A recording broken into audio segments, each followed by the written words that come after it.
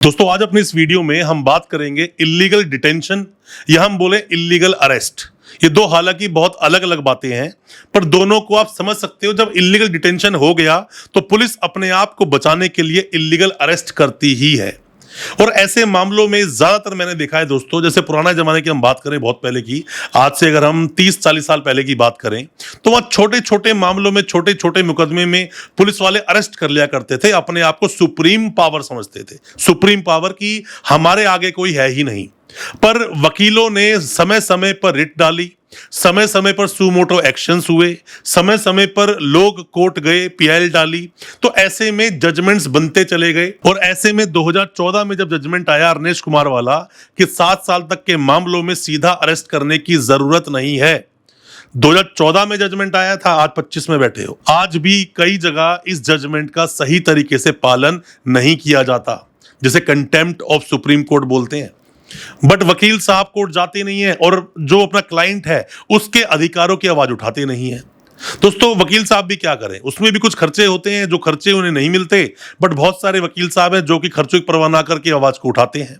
तो illegal detention पर आज हम बात करेंगे। जब किसी को गैर कानूनी ढंग से पुलिस वाले पुलिस स्टेशन में रखते हैं, मार पिटाई करते हैं, ढंग से मारते हैं, रात भर गालियां देते हैं, तो ऐसे में आप क्या करें, क्या आपको करना चाहिए। पुलिस स्टेशन जाने से पहले बहुत सारी ऐसी बातें आपको याद रखनी चाहिए जिनसे अगर आप इन चीजों को फॉलो करें तो बच सकते हैं, और अगर फंस गए हैं तो कैसे निकलेंगे उस पर भी चर्चा करेंगे। आप में से कोई भी नए वकील साहब हैं, कोई भी लॉ स्टूडेंट है, कोई भी किसी पर भी मुकदमा दर्ज हुआ है, आपका सगा संबंधी जानकार इस प्रॉब्लम से जूझ रहा है, वीडियो बहुत काम का है, पूरा देखना, अच्छा लगे लोगों तक शेयर भी करना। दोस्तों एक जजमेंट आया था परमवीर सिंह सैनी वाला, 2020 का जजमेंट है ये, जिसमें सुप्रीम कोर्ट ने बोला कि भाई जो पुलिस स्टेशन है उसके चप्पे चप्पे पर, हर जगह पर सीसीटीवी कैमरे लगेंगे, और कैमरे सिर्फ रिकॉर्ड नहीं करेंगे, उसके अंदर आवाज सुनने की फैसिलिटी भी होनी चाहिए, और आप रिकॉर्ड भी रखोगे, उसका डाटा रखोगे। अब इसको बहुत सारे वकील साहब फॉलो नहीं करते। जब भी कभी कोई रिपोर्ट मंगाते हैं तो इस जजमेंट का हवाला ना देकर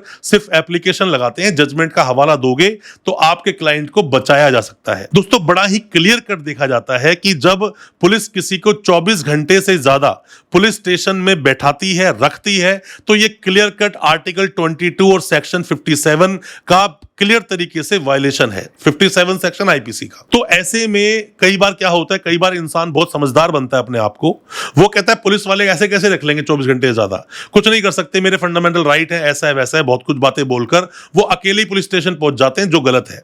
अपने वकील साहब को साथ ले जाओगे तो कम से कम पुलिस वाले ये हरकत बिल्कुल नहीं करेंगे, और अगर कोई सगा संबंधी जानकार भी जा रहा है तो भी हरकत नहीं करेंगे। तो इन बातों को आप ध्यान रखें।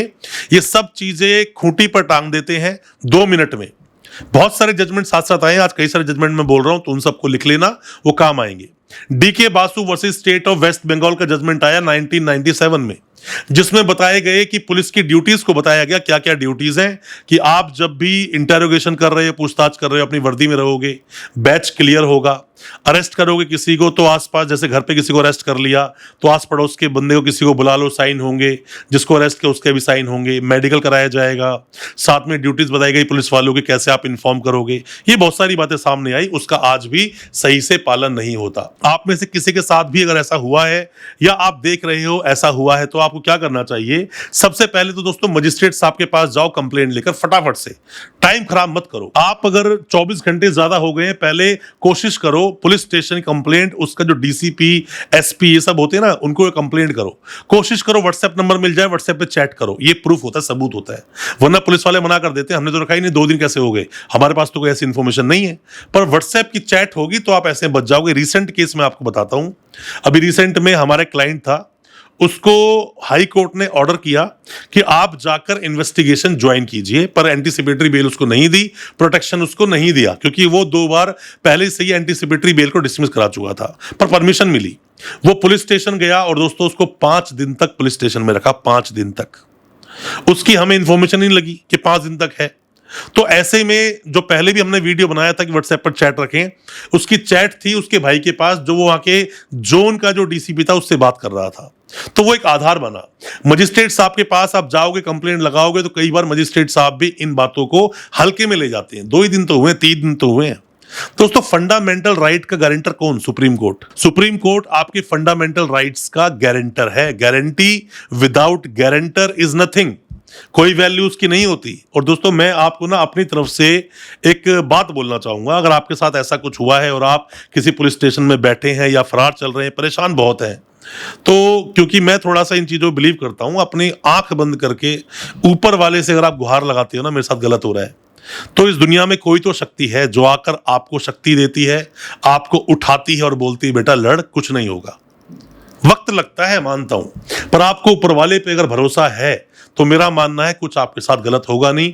वो किसी ना किसी अपने बंदे को आपके पास भेज देगा जो आपकी मदद करेगा। अब दोस्तों ऐसे में मजिस्ट्रेट साहब के सामने जाके आपने एक एप्लीकेशन लगाई और वहां पर भी सुनवाई आपकी नहीं हुई, फिर आप रिट लगा सकते हो। रिट लगाओगे, आर्टिकल 32 में सुप्रीम कोर्ट में जाके आप रिट लगा सकते हो और आर्टिकल 226 में हाई कोर्ट में रिट लगा सकते हो। दोनों को अपनी अपनी अलग अलग पावर है, जबकि रिट में देखा जाए तो हाई कोर्ट को पावर ज्यादा है। तो आप मान लीजिए आप रहते हो, ये क्यों ऐसा बोल रहा हूं, दोनों जगह रिट लगा सकते हो।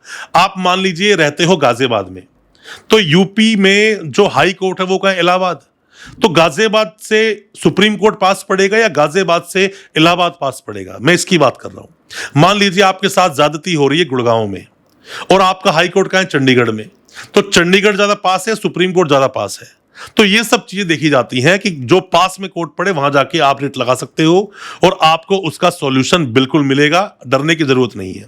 और दोस्तों आपका कोई भी सगा संबंधी जानकर जिसको इन्फॉर्मेशन ही नहीं है, वकील साहब के आपने पैसे बचा लिए कि ठीक है छोड़ो ना अपने आप कर लूंगा, आप पुलिस स्टेशन पहुंच गए, 2-3 दिन तक और ढंग से सुताई आपकी हो रही है, फुटबॉल बना दी मार मार के आपको। ऐसा करते हैं पुलिस वाले, बहुत सारे केस डेली आते हैं हमारे पास। तो पुलिस वाले सोचते हैं हमारे पास सुप्रीम पावर है।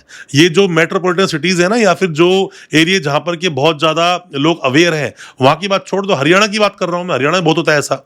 अभी Vihan Kumar versus state of Haryana का जजमेंट आया, जिसमें साफ साफ बोला गया कि भाई कोई भी पुलिस वाला अगर किसी को अरेस्ट कर रहा है तो वहां पे ग्राउंड्स देगा, क्यों अरेस्ट किया, किस लिए अरेस्ट किया है। अरेस्ट कर भी लिया तो उसके फंडामेंटल राइट्स को वायलेट नहीं कर सकते आप लोग। ये जजमेंट आप पढ़ लेना, जो मैंने बताया अरनेश कुमार 2014 का और सत्येंद्र अंटिल 2022 का जजमेंट। ये तो बड़ा क्लियर बोलता है कि किसी भी इंसान को पकड़ रहे हो 7 साल तक का मामला है तो 41A का नोटिस दो, 35 का सबसेक्शन 3 का नोटिस दो। पर क्या नोटिस आपको मिलता है? नहीं मिलता है। और ये इसीलिए होता है कि आप कानून की जानकारी नहीं रखते हो। आप अगर कंटेम्प्ट भी लगा दो ना सुप्रीम कोर्ट में तो पुलिस वाला सीधा हो जाए, सस्पेंड हो जाए, हो सकता है टर्मिनेट ही हो जाए।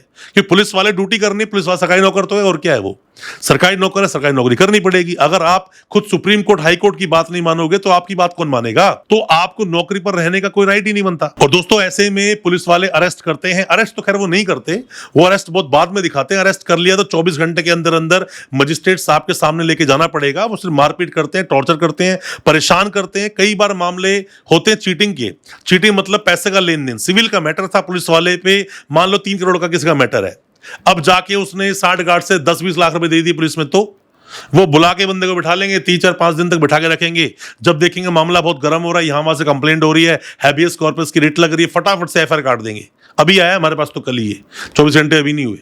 तो ऐसे में देखा जाता है कई बार police as a recovery agent काम कर रही होती है, तो रिकवरी एजेंट की तरह तो जज साहब काम नहीं कर सकते, तो पुलिस वालों की क्या वैल्यू है? ऐसा नहीं होता। पर ऐसा इसीलिए होता है क्योंकि आप डरते हो, क्योंकि आपको अपने कानूनी अधिकार नहीं पता।